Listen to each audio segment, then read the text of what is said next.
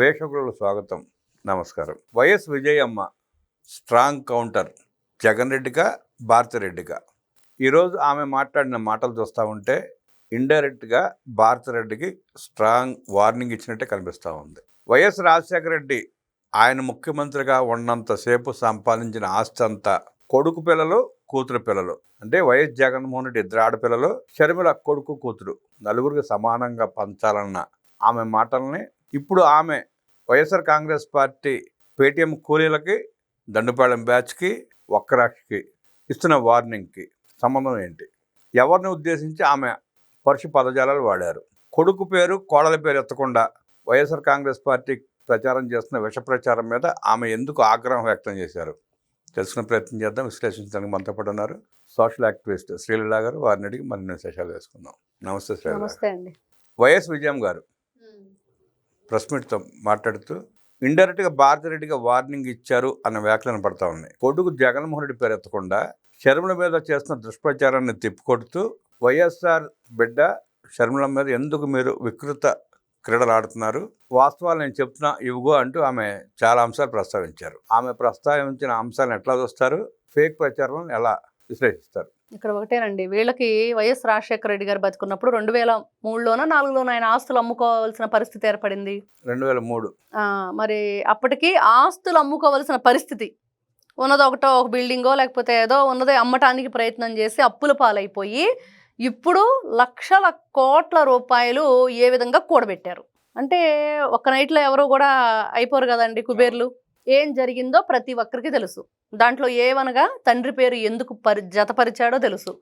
మరి ఇన్ని చేసిన జగన్మోహన్ రెడ్డి గారు ఈ రోజున ఊళ్ళో జనాల సొమ్ము కొట్టేసి మీరు పంచుకునే దగ్గర వాటాలు తేడాలు వచ్చేసి ఈ విధంగా ఇంటి గుట్టు ఏ విధంగా రట్టు చేసుకున్నారో అందరికీ తెలిసింది. సొమ్ము ఒకటిది, సోకొకటిది. ప్రజల సొమ్ము, రాష్ట్రం సొమ్ము అన్యాయంగా అక్రమంగా మీరు కొల్లగొట్టారు అనేది వాస్తవం. ఇద్దరు కొట్టేసారని చెప్పి ఆవిడ మరి తండ్రి కొడుకులు ఇద్దరు దోస్తున్నారని స్పష్టంగా చెప్తా. మరి ఇంకే దీని గురించి ఇప్పుడు ఏంటి గొడవ? అటు ఇటు అదేదో హీరో వీళ్ళని కొట్టుకుని కమెడీని చంపేసినట్లుగా తల్లి కొడుకులు. ఇప్పుడు నువ్వు డైరెక్ట్గా కొడుకుని అడుగు, ఎందుకు ఇలాంటి ప్రచారాలు చేస్తున్నావు జగన్మోహన్ రెడ్డి, ఎందుకు తిట్టిస్తున్నావు చెల్లెల్ని, ఎందుకు ఆవిడ క్యారెక్టర్ని అసాసినేషన్ చేస్తున్నావు అని డైరెక్ట్గా ఆవిడ కొడుకుని అడగొచ్చు కదండి. మధ్యలో సాక్షి ఛానల్ని, కార్యకర్తల్ని, సోషల్ మీడియాని. అంటే ఇప్పుడు మీరు నా కొడుకు డబ్బులు ఇస్తుంటే పనిచేసే కూలీలు అని చెప్తాను కదా. ఇండైరెక్ట్ గా కాదు, డైరెక్ట్ గానే అనేస్తుంది ఇప్పుడు ఆవిడ. అంటే ఆవిడ పేర్లు బయట పెట్టట్లేదు కానీ జగన్మోహన్ రెడ్డి భార్య భారతిరెడ్డి ఇవన్నీ చేపిస్తుంది అని చెప్పకనే చెప్తుంది ఆవిడ.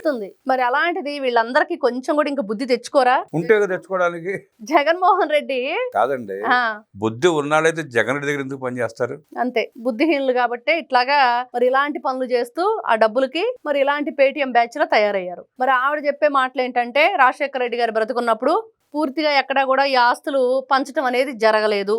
మరి అవన్నీ కూడా ఆయన ఒకటే చెప్పాడు, కొడుకు పిల్లలిద్దరికి, కూతురు పిల్లలిద్దరికి సమానంగా పంచాలి అనేది. మరి జగన్మోహన్ రెడ్డి గారు ఎందుకు ఊరుకుంటారు?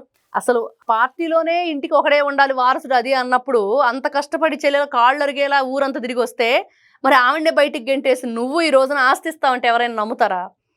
చనిపోయిన తండ్రి పేరును కూడా అక్రమాస్తుల కేసులో ఏవనగా పెట్టి నువ్వు ఈ రోజున ఆ తండ్రి ఆస్తిని కొల్లగొట్టడానికి మరి సొంత చెల్లెల్ని కన్న తల్లిని కూడా బయటికి గెంటేసావంటే మరి నీది ఎంత క్రూరమైన మనస్సు. ఆ విజయలక్ష్మి గారు ఒకటే చెప్తున్నారు, ఆవిడ ఏమంటుందంటే దేవుడికే తెలుసు, జగన్మోహన్ రెడ్డికే తెలుసు అని. ఏం తెలుసు జగన్మోహన్ రెడ్డికి?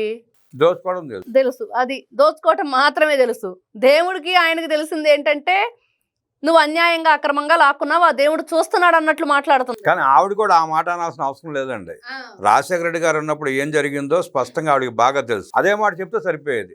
రాజశేఖర రెడ్డి గారు ఇలా చెప్పారు, ఇలా పంచుకోమన్నారు అని ఆ స్పష్టత ఇవ్వాలి కదా. ఆవిడ కర్ర ఇరగకుండా పాము జావకుండా మాట్లాడుతుంది. అంతే ఉంది ఆవిడ మాటలో. ఈ రోజున కొడుక్కి నొప్పి తగలకుండా ఉండాలి, కూతురికి నొప్పి తగలకుండా ఉండాలి, తను చెప్పాల్సింది చెప్పాలి. ఎవరికి నేను బినామీ లేను అని అంటుంది. ఎక్కడా కూడా అగ్రిమెంట్ రాసుకోలేదు వీళ్ళ అని చెప్పి మాట్లాడుతున్నా. ఆయన బ్రతుకున్న అన్నాళ్ళు సడన్గా ఆయన చనిపోతాడని ఎవరు కూడా అనుకోలేదు, జరిగిపోయింది. ఎవరైనా చనిపోతారని ఎవరు ఊహించుకోరు. కాకపోతే ఇట్లాంటి ఆస్తులు తగాదాలు వచ్చినప్పుడే కదా ఇలాంటివన్నీ బయటకు వచ్చేది. అంటే ఆయన పదవీ కాలం మొత్తం పూర్తయ్యేలోపు ఇంకా ఏమైనా మిగిలి ఉందేమో చూసి అప్పుడు పంచుదామని అనుకుంటాడు. జనాలు అయితే ఇదే అనుకుంటున్నారు ఖచ్చితంగా. ఇంకా కొల్లగొట్టాల్సింది చాలా ఉంది. జగన్మోహన్ రెడ్డి 5 ఏళ్ళు పూర్తిగా ఏ విధంగా రాష్ట్రాన్ని నాశనం చేశాడో వాళ్ళ నాన్నగారు అప్పుడే ప్లాన్ వేశాడు. కాకపోతే మధ్యలోనే ఈ విధంగా జరిగింది కాబట్టి ప్రజలు ఏదో కాస్త కోస్తా ఇప్పుడు అది పూర్తి చేశాడులేండి కొడుకు. అప్పుడు తండ్రి వదిలేసింది, ఇప్పుడు కొడుకు పూర్తి చేశాడు. గట్టిగానే పూర్తి చేశాడు. మామూలుగా కాదు, రాష్ట్రాన్ని సర్వనాశనం చేసేసి ఎన్ని రకాలుగా దోచుకోవాలో ఎక్కడ దేన్ని, కోడి గుడ్డు దగ్గర నుంచి మనం చూసాం కదా, కోడి గుడ్లు దగ్గర నుంచి క్రికెట్ గార్డు దాకా దేన్ని వదిలిపెట్టల. అన్నిట్లో స్కీములు పెట్టి స్కాములు చేసేసాడు. మరి వీళ్ళేంటి, వీళ్ళ ఆస్తులు గొడవ ఏంటి? జనాల సొమ్ము కొట్టేసి మీరు కొట్టుకుంటారా? వాళ్ళ సొమ్మును మీరు పంచుకుంటారా? వీళ్ళ మీద అసలు ఈ రోజున ప్రభుత్వం కేసేయాలండి. ఉన్న ఆస్తులన్నీ జప్తు చేసి మొత్తం రికవరీ చేయాలి. ఎన్ని వేల కోట్ల రూపాయలు కొల్లగొట్టాడు, ఎంతమంది ఈ మద్యం కుంభకోణంలో ఆడపడుచుల తాళిబొట్లు దిగినాయో వాళ్ళ ఖాతాల్లోకి వేయాలి. అప్పుడు బుద్ధి వచ్చింది వీళ్ళకి. మరి ఎంతమంది వీళ్ళ చేత అన్యాయంగా సింగయ్య నిమ్మకాయ నలిగినట్టు నలిగిపోయాడు కదా, వాళ్ళ కుటుంబానికి, డాక్టర్ సుధాకర్ కుటుంబానికి, మరి మొన్న వీధి సుబ్రహ్మణ్యాన్ని ఎమ్మెల్సీ అనంతబాబు చంపాడు వాళ్ళ కుటుంబానికి, ఈ విధంగా జగన్మోహన్ రెడ్డిగా చేతిలో అన్యాయంగా బలైపోయిన వాళ్ళందరి కుటుంబాలకి ఈ ఆస్తులను జమ చేయాలి. అంటే రాజశేఖర రెడ్డి కుటుంబానికి బలైపోయిన వేలాది మంది ఉన్నారు, అందరికి జమ చేయాలి.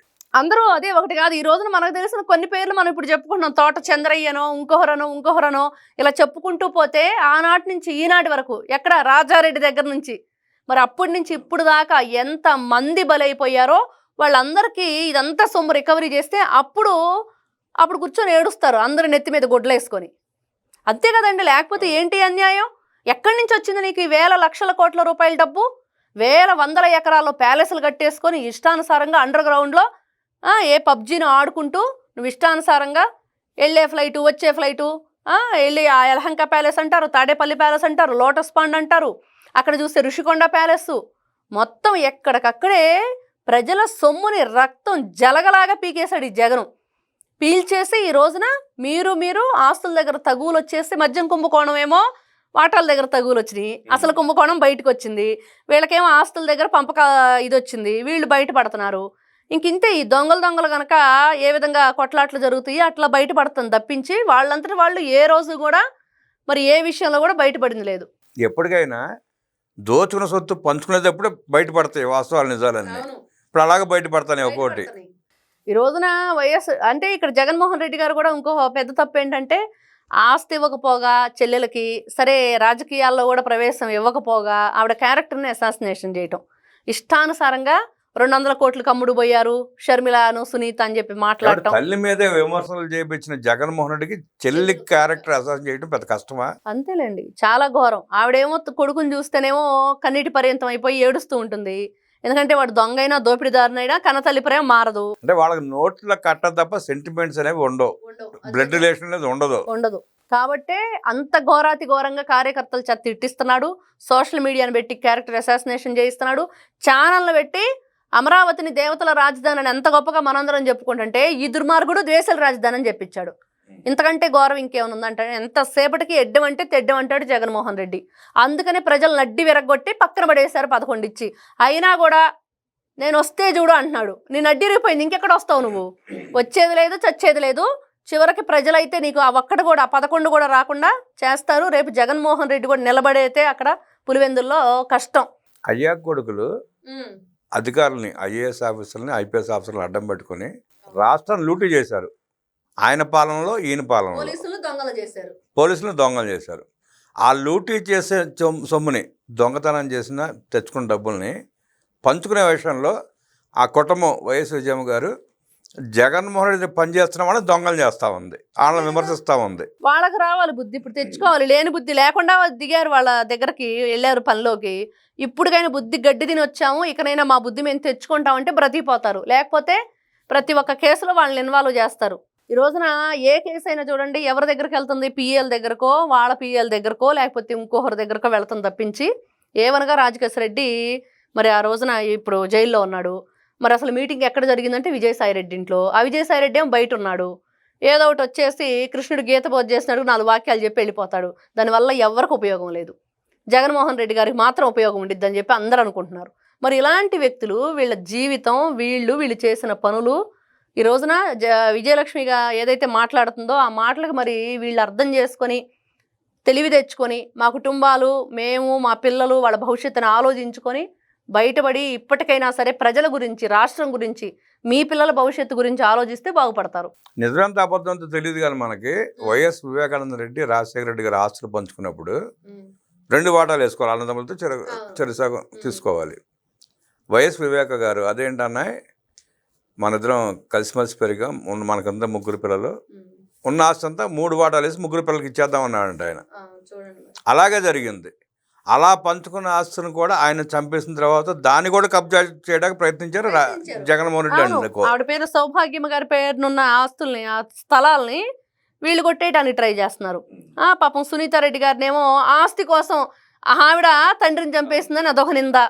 అంటే ఎంత ఘోరంగా వీళ్ళు తయారయ్యారంటే ఇంకా వీళ్ళకి ఎటువంటి రిలేషన్స్ కానీ, ఆప్యాయతలు కానీ, విలువలు కానీ ఏదీ లేని మనుషులుగా జగన్మోహన్ రెడ్డి మాత్రం చరిత్రలో నిలిచిపోతాడు. అసలు అన్ని లక్షల కోట్లు సంపాదించి ఏం చేసుకుంటాడండి ఒక్క మనిషి? ఏం చేస్తాడు? ఇందాకేదో ఆయనకు ఒక భార్య, వాళ్ళిద్దరు కలిపి 2 ఆడపిల్లలు, ఏం చేసుకుంటారు? మంచి నీళ్ళు అయితే ఆ కాయిన్స్ మింగాలి, ఆకలి అయితే ఆ ప్లేట్ లో నోట్లు పెట్టుకొని తినాలి, అవి కూడా అంతే. అలాంటి కాదు. ఇప్పుడు యలహంక ప్యాలెస్ ఉంది, షర్మిల గారి పేరు మీద ఉందంట ప్యాలెస్. ఎక్కడ ఆవిడ వెళ్ళి ఆక్యుపై చేసుకుంటున్న భయంతో ఉండవల నుంచి పారిపోయి అక్కడ కాపురం పెట్టాడు. ఎందుకు యలహంక ప్యాలెస్ వెళ్ళిపోయాడరా బాబు అంటే ఇదే ఆలోచన, ఇదే భయంతో. అట్లాగే ఇప్పుడు లోటస్ పాండ్ ఉంది, ఇక్కడ రాలేని పరిస్థితి, భార్య భర్త ఇక్కడ రావడానికి భయపడుతున్నారు. షర్మిల మనకి ఏమవుతుందో అని భయం అనుకుంటా. అలాగే యలహంకలో కూడా లేకపోతే కబ్జా చేస్తామని భయంతో అక్కడికి వెళ్ళి అక్కడ కాపురం పెట్టాడు. ఇప్పుడు కూడా ఆయన మాట్లాడే మాటలు వచ్చే ఎలక్షన్లకి కార్యకర్తలకి పెద్దపీట వేస్తాను అని, దేనికోసం? తిట్టించడానికి. దేనికి పెద్దపీట వేస్తావు? నువ్వేమో సింహాసనం ఎక్కాలంటే కనకప సింహాసనం మీద నిన్ను కూర్చోబెట్టారు లాస్ట్ టైం, తప్పు చేశారు. ఈ రోజు నువ్వు వీళ్ళకి పెద్దపీట వేస్తానంటున్నావు. ఇంతకుముందు ఏం చేసావు వాళ్ళకి? అంటే నువ్వు మాత్రం అందలం ఎక్కి కూర్చొని వాళ్ళందరినీ అధపాతాళానికి తొక్కేసావు. మళ్ళీ వాళ్ళని ఏదో వాళ్ళ చెవుల్లో పువ్వులు పెట్టడానికి ఇట్లాంటి మాటలన్నీ మాట్లాడుతూ 2 పదాల మీద పార్టీ నిలబడుతుందనే మాటలు విలువలు విశ్వసనీయదంట. అసలు ఆ మాటకి అర్థం తెలుసా జగన్మోహన్ రెడ్డి గారికి? జగన్మోహన్ రెడ్డిగా కాదు, ఆ కుటుంబంలో ఎవరికి తెలియదు. ఎంత ఘోరం! మరి ఇది ఇంకా టూ మచ్గా ఉంది. అంటే ఆయన ఆలోచన విధానం చూడండి. నిన్న చూసాం, శుభం అంట అదేదో శుభం పలకర పెళ్లి కొడక అంటే ఆ మొహం ఏంటండి క్యాస్టర్ ఆయిల్ ఫేస్ పెట్టుకుని అట్లా కూర్చున్నాడు, ఆవదం రాసుకున్నట్టున్నాడు మొహానికి. అసలు ఎంత సీరియస్ గా అంటే ఇద్దరు కూడా అంతే ఉన్నారు. మొహాన్ అంత నవ్వు గాని అంత కళ గాని ఏదైనా ఉందా? ఎందుకు వచ్చిన కర్మరా బాబు అన్నట్లుంది. ఏదో యాక్షన్ చేస్తున్నామంటే కనీసం ఆ యాక్షన్ అన్నా సరిగా తగలెట్టారంటే అది లేదు. మరి ఇలాంటి దౌర్భాగ్యమైన పరిస్థితిలో ఇట్లాంటి వ్యక్తిని గతంలో సీఎం చేసి రాష్ట్రాన్ని లూటీ చేసి లక్షల కోట్ల రూపాయలకు అధిపతిని చేసి ఈ రోజున 11 ఇచ్చి పక్కన పడేసినా కూడా ఎక్కడా కూడా మేము తగ్గం, మా అన్యాయాన్ని అక్రమాన్ని కొనసాగిస్తాము, ఖచ్చితంగా మేము వచ్చాక ప్రతి ఒక్కరిని నరికేస్తామని చెప్పి మాట్లాడుతున్నారు. ఇన్ని ఘోరాలు, మోసాలు, దారుణాలు చేసి ప్రజలను లూటీ చేసి లక్షల కోట్లు పోగు చేసుకున్న తల్లికి చెల్లికి 10 పైసలు కూడా ఇవ్వలేని జగన్ మనస్తత్వాన్ని చక్కగా విశ్లేషించి నిన్న ఉగాది సందర్భంగా ఆవుదం తాగినాడికి మళ్ళీ జగన్ వ్యవహరించిన తీరును కూడా అద్భుతంగా విశ్లేషించిన శ్రీలీల గారికి ధన్యవాదాలు తెలియజేస్తూ నమస్కారం.